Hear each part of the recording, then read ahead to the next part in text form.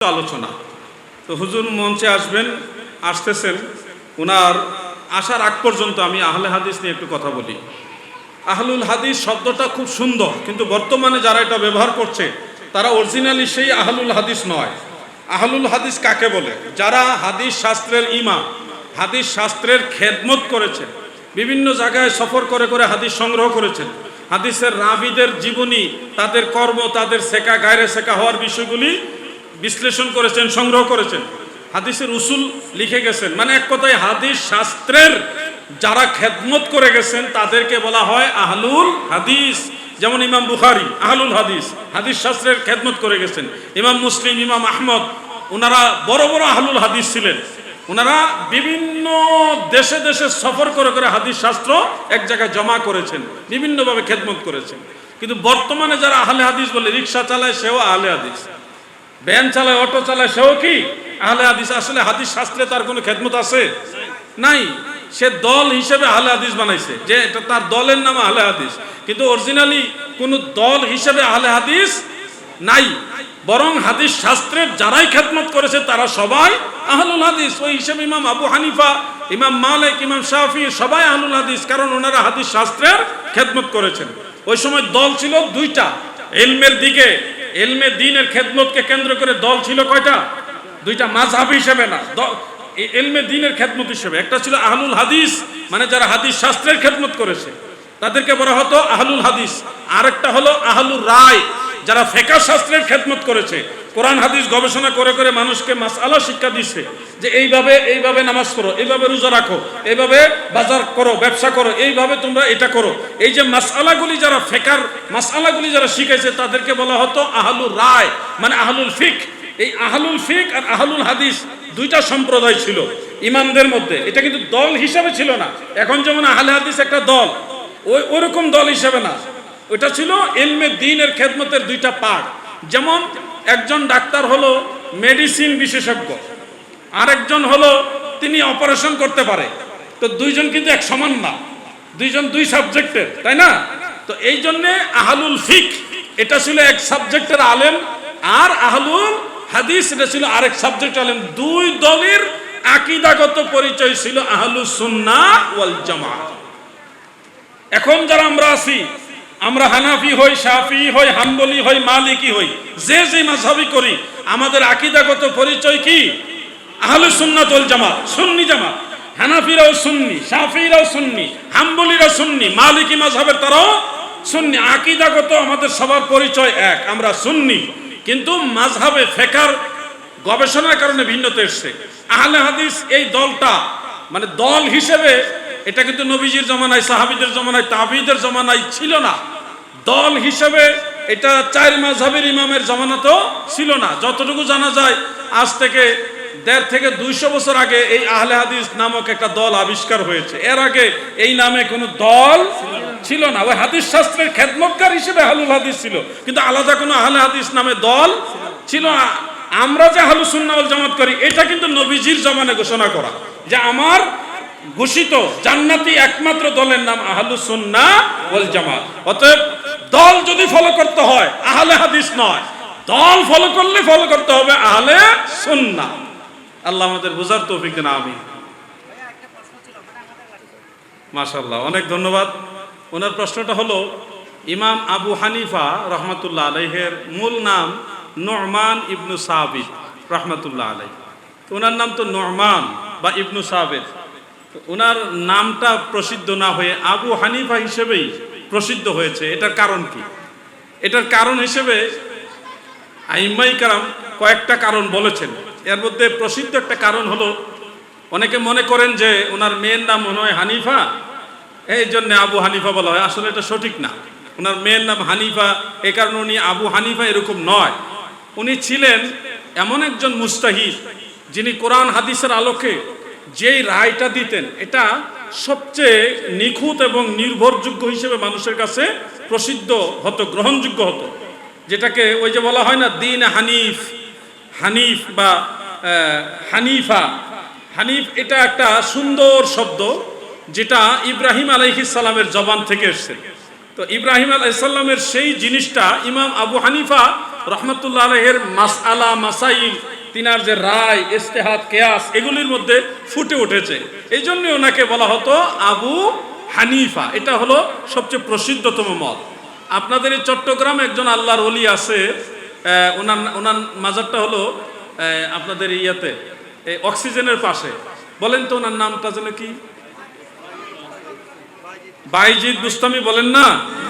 আপনারা জানেন ওনার নাম বাইজিদ নয়, বাইজিদ ওনার নাম নয়, বাইজিদ ওনার আসলে কোনো উপাধিও নয়। ওনার উপাধি ছিল আবু ইয়াজিদ। ওই আবু হানিফা, আবু ইয়াজিদ এগুলি উপনাম, কুনিয়াত।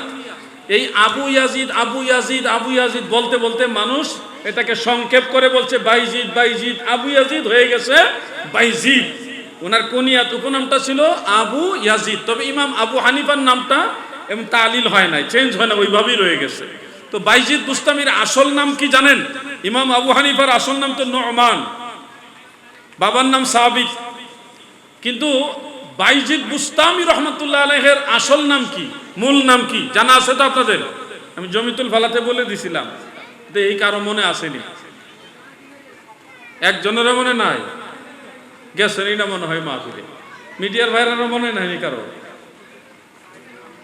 সাত্তার ভাইয়ের মনে নাই। আচ্ছা যাই হোক, না থাকলেও স্মরণ করে দিই, বাইজিদ বুস্তামি রহমতুল্লাহ আলাইহির মূল নাম হলো তাইফুর। নাম কি? কয়েকবার জপেন, তাইফুর। আর ওনার বাবার নাম হলো ঈসা। বাবার নাম কি? একসাথে যদি বলেন তাইফুর ইবনে ঈসা, তাইফুর ইবনে ঈসা। ওনার উপনাম মানে ডাক নাম ছিল আবু ইয়াজিদ, আবু ইয়াজিদ। আমার নাম কি? আলাউদ্দিন। আমার নাম কি? কিন্তু আসল আমার নাম আলাউদ্দিন নয়, আমার নাম মোহাম্মদ। আমার ডাক নাম হলো আলাউদ্দিন, আমার মূল নাম হলো মোহাম্মদ, আমার ডাক নাম হলো আলাউদ্দিন। এটা প্রসিদ্ধ হয়েছে।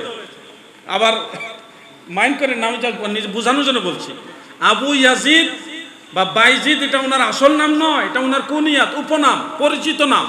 কিন্তু ওনার নাম হলো তাইফুর, বাবার নাম কি? ঈসা, তাইফুর ইবনে ঈসা।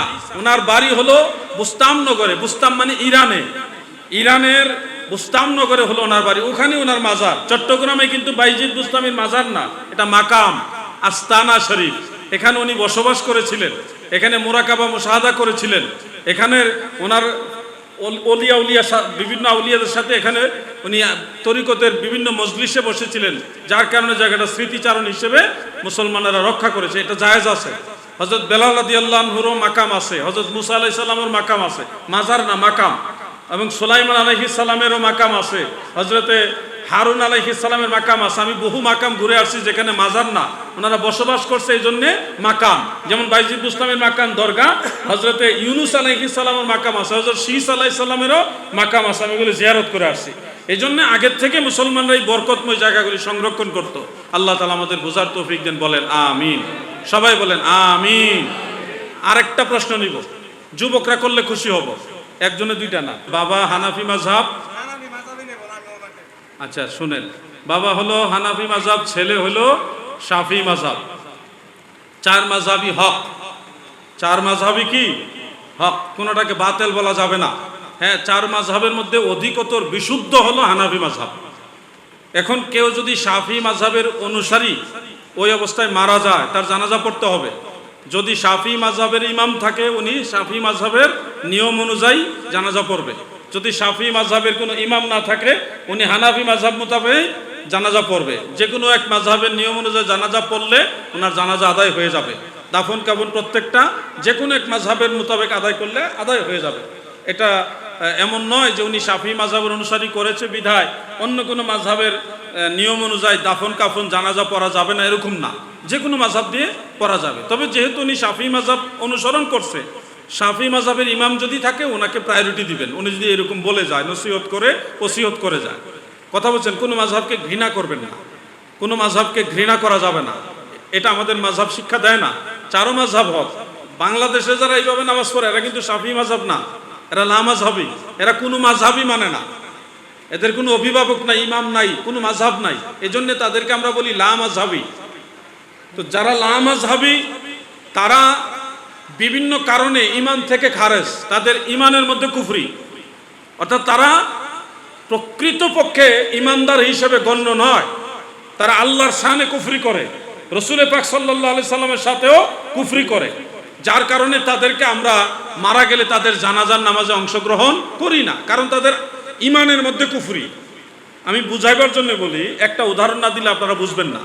যারা লা মাযহাবী তাদের আকীদা বিশ্বাস হলো আল্লাহ তাআলার আকার আছে, তিনি বসেন, আল্লাহর হাত আছে, পা আছে, যেমন আমাদেরও আছে, আল্লাহরও হাত আছে, পা আছে, তিনি বসেন, দাঁড়ান, মানে মুজাসসিমাদের আকীদা। আল্লাহর দেহ আছে, মুসাব্বিয়া এবং মুজাসসিমা যারা, তাদের আকীদার অনুরূপ এই লোকদের আকীদা, এই লা মাযহাবীদের আকীদা। তো আহলুস সুন্নাহ ওয়াল জামাতের আকীদা হলো কোরআনের আয়াত অনুযায়ী লাইসা কামিসলিহি শাই, আল্লাহর মতো কিছুই নাই। আল্লাহর হাত আছে বলা যাবে না, বলতে হবে আল্লাহর কুদরতের হাত, এটা সিফতের দিকে নিসবত করতে হবে, কোনো ধরনের আকার আকৃতির দিকে নিসবত করা যাবে না, কারণ আকার জিনিসটাই হলো মাখলুক আর আল্লাহ হলো খালেক। আকার জিনিসটা কি? মাখলুক। তো আল্লাহর আকার আছে মানে কি? মাখলুকের সাথে আপনি আল্লাহকে মিশাই ফেললেন। আকার জিনিসটাই হলো সৃষ্টি। কোরআন শরীফের 4টা জায়গায় 4টা আয়াতের মধ্যে আল্লাহ তাআলার একটা নাম আছে মুসাউবির, হুয়াল্লাহুল খালিকুল বারিউল মুসাউবিরু লাহুল আসমাউল হুসনা। এখানে আল্লাহর একটা নাম হলো মুসাউবির। সাওয়ারা ইউসাউবিরু তাসবিরান ফাহুয়া মুসাউবিরুন। মুসাউবির শব্দের বাংলা অর্থ হলো আকার আকৃতির দানকারী, যিনি আকারের স্রষ্টা, তাকে বলা হয় মুসাউবির। যত আকার আছে, আকার সূরত যা কিছু আছে, এগুলোর স্রষ্টা হলেন আল্লাহ। এখন সূরত বা আকার হলো সৃষ্টি, আল্লাহ হলো স্রষ্টা। সূরত, আকার এগুলি হলো সৃষ্টি, আল্লাহ হলো কি? স্রষ্টা। স্রষ্টা কখনো সৃষ্টি হতে পারে না, সৃষ্টি কখনো স্রষ্টা হতে পারে না। এই জন্যে লা মাযহাবীদেরকে আমরা ইমানদার হিসেবে গণ্য করি না, কারণ তারা আল্লাহর সাথে কুফরি করেছে, শিরক করেছে, যে তারা আল্লাহকে আকার বিশিষ্ট মনে করে। মানে আকারের সাথে আল্লাহকে সম্বন্ধ করা হলো সৃষ্টির সাথে স্রষ্টাকে মিশিয়ে দেওয়া। এই জন্যে লা মাযহাবীদের আকীদার মধ্যে কুফরি। তারা মারা গেলে তাদের জানাজার নামাজে অংশগ্রহণ করা যাবে। শাফি মাযহাব যদি মেনে থাকে তাহলে তার জানাজা অংশগ্রহণ করবেন, যে কোনো একটা মাযহাব মানলে তাকে সম্মান করবেন। কিন্তু লা মাযহাবী হলে তার সাথে আহলুস সুন্নাহ ওয়াল জামাতের 4 মাযহাবের কারো কোনো সম্পর্ক।